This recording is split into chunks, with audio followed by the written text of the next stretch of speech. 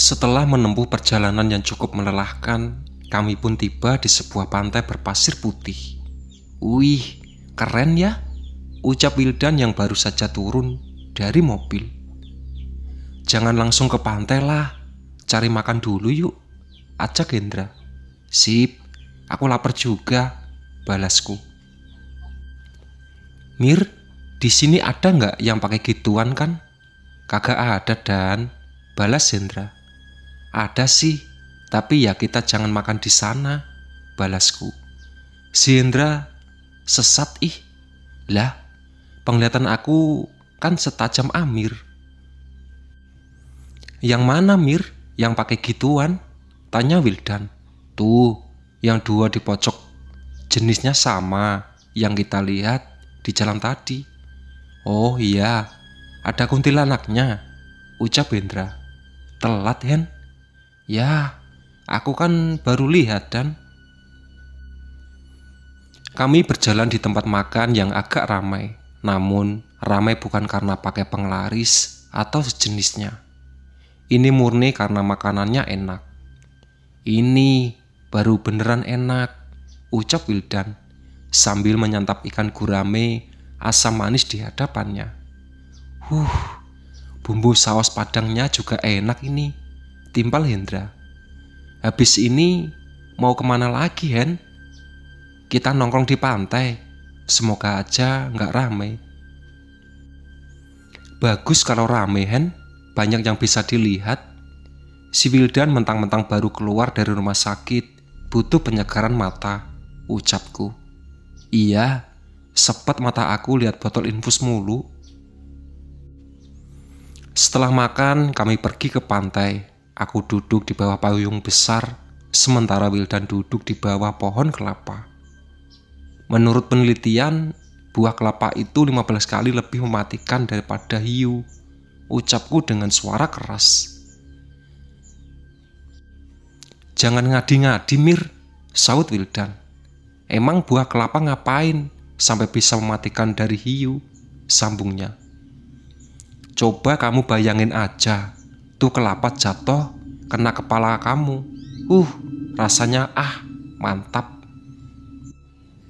Kamu kalau ngomong suka seenak jidat, ngedoain aku ketiban kelapa. Wildan bangkit dan berjalan ke arahku. Ya siapa tahu kangen sama suster di rumah sakit. Kamu kenapa Hendra? Diem aja, tanya Wildan. Sepertinya Hendra sedang melihat apa yang dilihat. Ternyata pernah ada korbannya ya Mir? Tanya Hendra. Korban apaan sih? Wildan kebingungan. Orang kejatuhan buah kelapa. Mulai. Ini niatnya mau ngajak aku liburan. Apa penelusuran sih? Keluh Wildan. Kepalanya sampai retak gitu. Kasian, ucap Hendra sambil menatap ke arah dekat pohon kelapa tempat hantu itu berdiri. Udah deh Hen, kamu aktifin dulu napa mata batinnya. Ganggu suasana liburan aja. Aku kan bukan si Amir Dan. Belajar makanya yang tekun. Wildan duduk di sampingku. Kamu juga Mir. Kalau ada sesuatu bilang aja, nggak perlu sok pinter bilang menurut penelitian. Wildan menepuk pahaku. Lah, itu bener kok. Aku kan cek Google tuh, balasnya seraya menunjuk layar ponsel. Aku mau keliling sambil cuci mata. Wildan bangkit. Tinggal cuci pakai air laut. Dan saut Hendra. Perih. Wildan berlari mendekati laut. Hati-hati Dan, jangan sampai ditarik sama mbak-mbak pakai kebaya hijau, teriakku. Aku gak akan nyemplung. Mir, aku tiduran bentar ya, ucap Hendra. Lah, ke pantai masa cuma numpang tidur? Capek coy, gara-gara nyetir jalanan off-road. Ya Udin, ntar aku minta si kepala pecah bangunin. Jangan gitu Mir. Hendra mulai merebahkan dan menutup matanya. Liburan kali ini benar-benar terasa hambar. Wildan dari tadi jalan-jalan tidak jelas di pinggir pantai. Sedangkan Hendra sudah tidur nyenyak, bahkan sampai ngorok sementara aku masih duduk sambil menatap bibir pantai.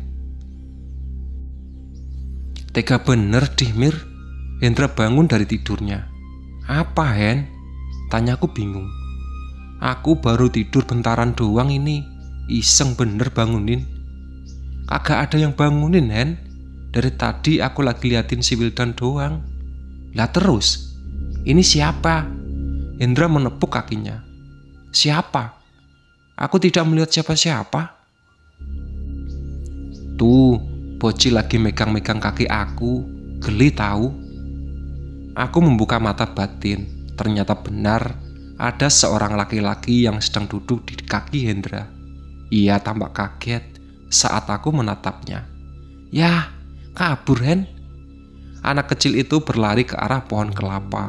Namun langkahnya terhenti saat ada seorang yang menghalanginya. Mang Genta? Ucap Hendra. Mang Genta itu salah satu penjaga Hendra. Ia memegang tangan anak kecil itu lalu mengajaknya mendekatiku.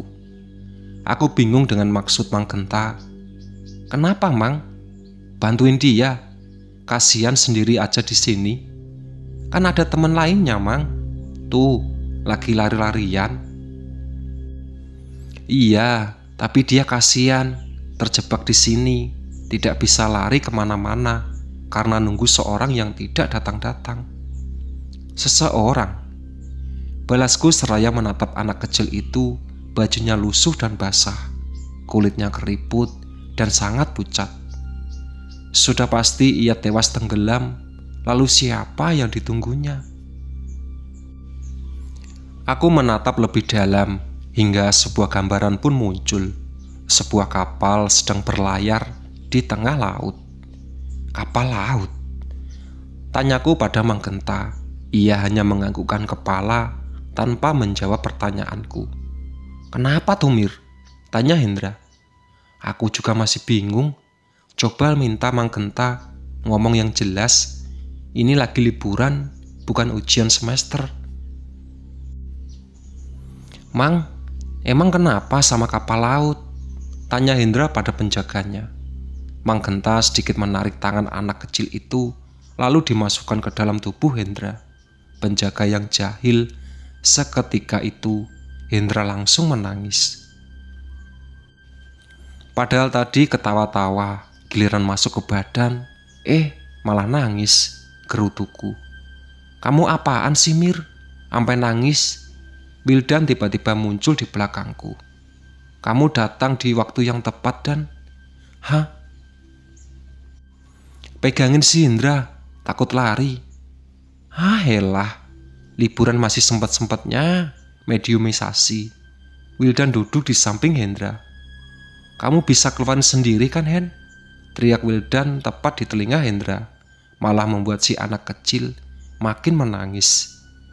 Nangis kejer dia, Mir. Kaget kali dengar suara aku yang merdu. Kamu pegangin aja, Dan. Aku pengen tahu dia kenapa. Jangan lama-lama. Badan si Hendra kayak babon, berat. Iya, bentar. Adik jangan nangis terus, kasihan kakaknya, ucapku pelan melalui batin. Katanya adik mau dijemput. Dijemput siapa? Ayah. Kutatap wajahnya menyelami masa lalunya lebih dalam. Sebuah gambaran muncul. Ayah. Teriak anak itu di atas sebuah potongan kayu yang terombang-ambing di lautan. Ayah. Kulihat banyak barang mengapung, orang-orang sibuk berenang, berusaha menyelamatkan diri, namun tak ada tanda-tanda dari ayah anak ini. Apakah beliau sudah tewas tenggelam?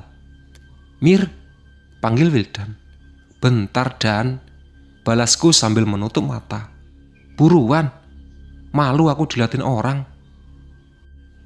Aku membuka mata, beberapa orang sudah melihat ke arah kami. Peluk aja, Dan. Kalau ada yang tanya, bilang aja habis diputusin cewek. Kagak ah, ntar aku dikira pasangan Ayah, ucap Indra. Ayah-ayah melulu, Hen. Di rumah kali, sentak Wildan. Sebuah gambaran muncul. Terlihat seorang pria sedang berenang ke arah anak itu. "Ayah!" teriak anak itu. Deri!" sautnya seraya berenang menghampiri. "Oh, nama anak itu Deri." "Ayah!" saut Deri masih memegang potongan kayu. "Adik tunggu di sini bentar, ayah cari pelampung," ucapnya berusaha menenangkan Deri yang sedang menangis. "Pegangan yang kuat," pesannya, lalu berenang meninggalkan Deri. Iya, Deri memeluk potongan kayu dengan erat. Cukup lama dan Deri terombang-ambing di tengah lautan. Namun sebuah ombak besar datang, menghantam tubuh kecilnya hingga pegangannya terlepas dan menghilang tersapu ombak. "Udah Hen, keluarin aja," ucapku saat membuka mata. Hendra pun tersadar dengan tubuh yang terlihat lemas. "Oh, begitu caranya. Kenapa nggak dari tadi aja disadarin?" keluh Wildan. "Tahu dah, lama bener si Amir," saut Hendra kesal dengan suara lemah. "Maaf, habisnya penasaran sama flashbacknya dia," balasku. "Ini anak kayaknya korban kecelakaan kapal ya Mir?" tanya Hendra. "Iya Hen, aku sempat ngerasa engap banget soalnya terasa tenggelam." Kulihat Deri masih berdiri di dekat Hendra. Di sampingnya ada Mang Genta. "Dia nungguin ayahnya," ucapku. "Oh alah, pantesan dari tadi manggil ayah mulu," balas Wildan. "Emang ayahnya kemana Mir?" tanya Hendra.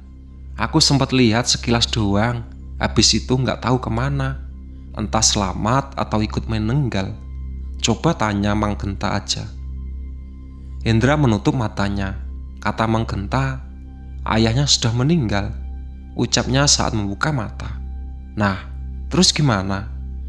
Jangan bilang aku disuruh nyari ayahnya."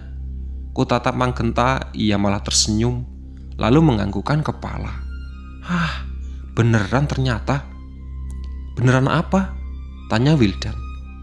"Aku disuruh nyari ayahnya." "Ya tinggal cari aja Mir." "Kamu pikir alam mereka itu kecil, gede banget. Gimana cara nyarinya?" "Ya jangan tanya saya Mir, kan kamu yang disuruh." "Hen, Mang Genta aja nyuruh nyari gitu." Hendra terdiam sebentar. Dia juga gak tahu Mir. "Ah elah, terus aku mesti gimana?"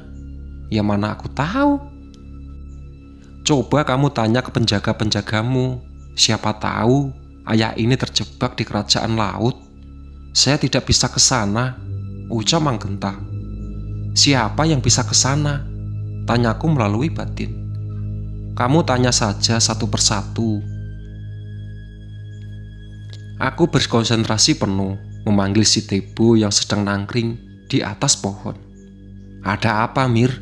tanya si Tebo. "Bisa cariin ayah anak ini?" Si Tebo menatap Deri cukup lama. "Susah Mir, ayahnya terjebak di sana." Ia menunjuk ke arah laut. "Apa kamu tidak membawanya kemari?" "Saya tidak mungkin diizinkan masuk." "Oh, baiklah." Si Tebo pun menghilang. Kini gantian si hitam yang muncul di hadapanku. "Kenapa Mir?" tanyanya. "Bisa bantu bawa ayahnya anak ini?" Si hitam menghilang. "Saya tidak diizinkan membawanya," ucapnya saat kembali.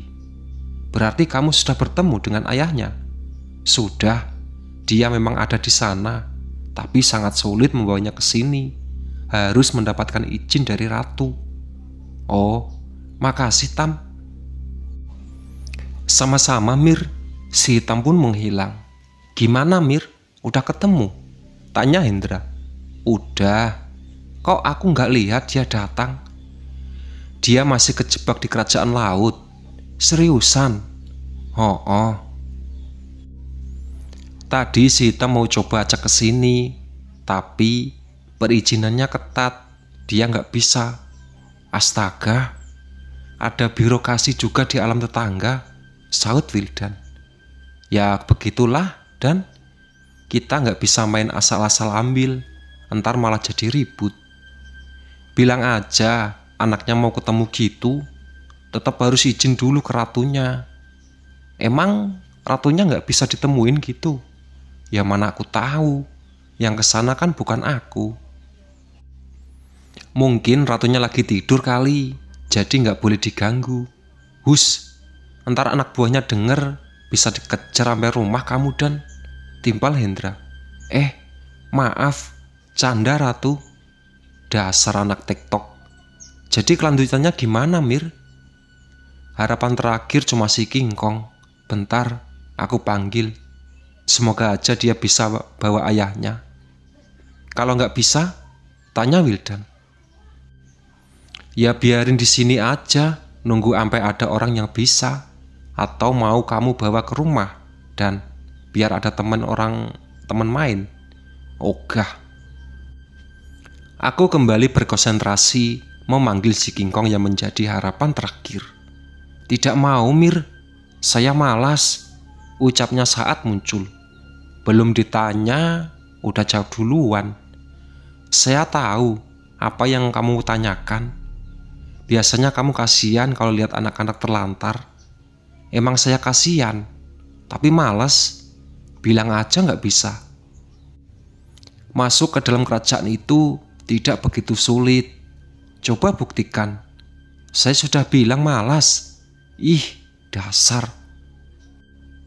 Kamu tunggu sebentar aja, nanti akan ada yang datang.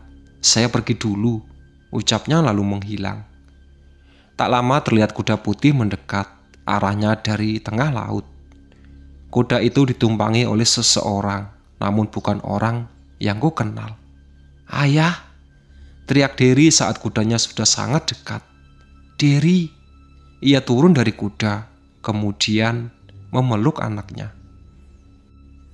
Makasih Mir, ucap Mang Genta lalu menghilang. Aku memperhatikan kuda putih di hadapan. Seperti pernah kulihat sebelumnya, bukankah ini kuda milik kakek? Ucapku saat kakek Yaman berjalan ke arahku. Di dekatnya ada banyak dayang dan pegawai kerajaan. Kakek Yaman tersenyum padaku. Kemana si anak nakal? Tanyanya. Siapa kek? Sudah, tidak perlu mengantar saya, ucap kakek Yaman pada dayang dan pengawal kerajaan.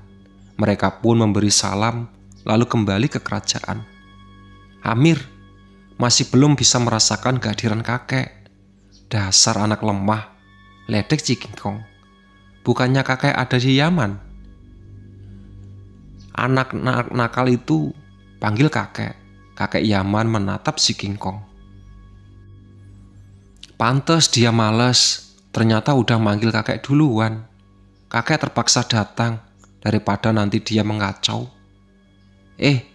Emang suka bikin kacau tuh kek, marahin aja. Satu hal yang paling kusuka saat kakek Yaman datang adalah si King Kong tidak bisa berkutik. Kutatap Derry dan ayahnya yang sedari tadi berpelukan. Sebuah gambaran muncul. Ayahnya sedang berenang mencari bantuan, namun bantuan tidak juga datang. Saat ia kembali ke tempat Derry, anaknya sudah menghilang. Aku bisa merasakan bagaimana perasaannya, sakit hati dan sangat sedih. Ia mencoba bertahan hidup dengan menggambang di tengah lautan. Sayangnya itu tak bertahan lama. Lelah fisik maupun psikis membuat lemah. Sebelum bantuan datang, serbuan ombak besar sudah membawanya ke dasar lautan. Sudah saatnya kamu kembali, ucap kakek Yaman pada ayah Derry. Kembali? Iya, dia harus kembali ke kerajaan, saut si King Kong. Loh, bukannya kakek udah bebasin dia? Kakek hanya mengantar dia bertemu anaknya untuk terakhir kalinya. Setelah itu, dia harus kembali ke kerajaan. Apa nggak bisa tinggal sama anaknya aja, kek? Tidak bisa, karena dia sudah terikat janji untuk mengabdi di kerajaan. Kalau bawa anaknya ke kerajaan, itu juga tidak bisa, Amir. Ada-ada saja, saut si King Kong.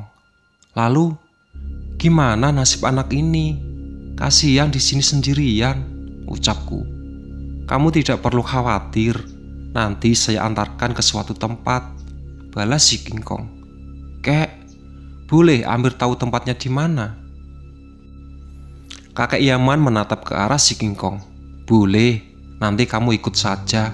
Sekarang kakek harus mengantar ayah anak ini lagi. Kakek Yaman memanggil kudanya, kemudian naik bersama ayah Derry. Dengan cepat mereka melesat ke arah lautan, lalu menghilang. Kini hanya tinggal aku, Derry, dan si King Kong. Kamu mau ikut? Tanya si King Kong. Iya, baiklah. Si King Kong memegang tanganku dan Derry. Dalam sekejap, kami sudah berpindah ke tempat sebuah pegunungan. Si King Kong terus membawaku hingga tiba di depan sebuah padepokan. Di sana, terlihat banyak anak-anak kecil sedang bermain. Seorang kakek tua berbaju serba hitam berjalan menghampiri. Si King Kong memberi salam, disambut senyuman hangat oleh sang kakek. Sekarang kamu tinggal di sini biar bisa bermain bersama teman-teman lainnya, ucap si King Kong seraya melepas pegangan tangannya. Derry pun berlari ke sekumpulan anak-anak yang sedang bermain. Semoga dia betah di sini, ucap si kakek. Yuk, si King Kong mengajakku kembali. Namun sebelum kami meninggalkan tempat itu, aku sempat melihat pada anak kecil yang sepertinya ku kenal. Puput. Dalam sekejap, aku sudah kembali ke pinggir pantai. Jadi itu tempat kamu membawa anak-anak tumbal pesugihan? Tanyaku. Iya. Tempat apa itu? Tempat mereka belajar ngaji. Aku baru tahu ada tempat seperti itu. Lain kali kamu minta kakek untuk diajak ke Yaman. Di sana banyak tempat seperti itu. Kenapa tidak kamu saja mengajakku? Saya malas ajak anak kecil yang merepotkan. Hah, bilang saja tidak bisa. Terserah kamu, sekarang saya mau pergi dulu. Si King Kong pun menghilang. Lama amat, Mir? Tanya Wildan saat ku membuka mata. Sorry, susah negosiasinya, balasku. Tuh bocil udah ketemu ayahnya? Udah, berasa acara TV jadul, tali kasih. Terus, anaknya sekarang kok ngilang, Mir? Tadi masih ada, tanya Hendra. Udah dibawa pergi sama si King Kong, biar gak keliaran di sini. Pantesan. Ngomong-ngomong, tadi siapa yang naik kuda putih, Mir? Tanya Hendra. Kakek Yaman. Oh, cuma kelihatan cahayanya aja, tapi aku kagak bisa lihat mukanya. Emang begitu, kadang anak Indomie belum tentu bisa lihat penjaga orang lain. Biasanya yang kelihatan cuma cahayanya aja. Begitu toh. Padahal aku penasaran pengen ketemu kakek Yaman. Aku juga penasaran pengen lihat si King Kong, saut Wildan. Hati-hati Dan, dia jago nyamar jadi makhluk serem, terus masuk ke mimpi kamu. Berarti pas di kosan aku mimpi dikejar setan itu, si King Kong lagi nyamar. Ya bisa jadi. Kami pun terus mengobrol hingga tak terasa langit sudah menjadi jingga. Ini kita mau cari hotel atau gas pulang? Tanya Wildan. Aku capek Dan. Kalau kamu mau nyetir sih nggak apa-apa, balas Hendra. Suruh si Amir aja. Jangan aku, ntar salah ambil jalan, malah nyasar ke alam lain. Duh, repot juga ya, punya teman beginian, gerutu Wildan. Jadi, maunya gimana? Sambungnya. Cari hotel murah aja, besok pagi atau siang, baru balik, usulku. Aku gak bawa baju, ucap Hendra. Ya sama, ntar beli baju pantai 20 ribuan aja, balas Wildan. Tumben pinter Dan, ledekku. Siapa dulu? Wildan Barakta, ucapnya dengan bangga. Dah yuk cari hotel. Aku bangkit diikuti Wildan. Iya, sebelum gelap terus pamit demit keluar, ucap Hendra sambil berdiri. Aman, aku kagak bisa ngeliat gitu-gituan, saut Wildan. Buka mata batinnya, Mir. Eits, tidak bisa. Wildan berlari menuju mobil. Hahaha, kabur dia. Hendra tertawa puas. Itulah sahabat, cerita dari Cerita Amir. Tamat ya. Ditunggu cerita selanjutnya.